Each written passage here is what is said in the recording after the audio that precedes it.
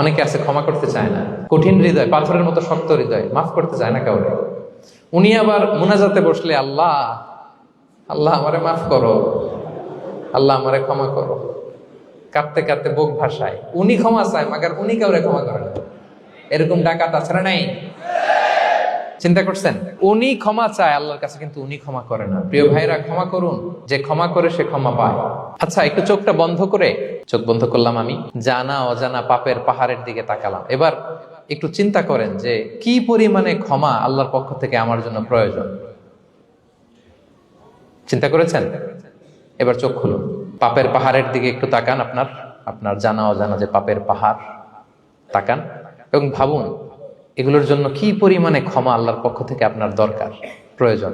সেই প্রয়োজনের তাগিদে হলেও ক্ষমা করুন।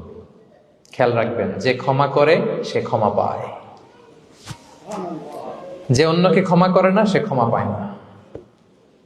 তাহলে আল্লাহর কাছে ক্ষমা চাওয়ার আগে আপনি আপনার পাশের লোকদেরকে ক্ষমা করবেন। পারা যাবে তো ইনশাআল্লাহ? ক্ষমা এটা সবাই করতে পারে না, এটা অনেক বড় মহৎ গুণ। যার হৃদয় বড় সে ক্ষমা করতে পারে।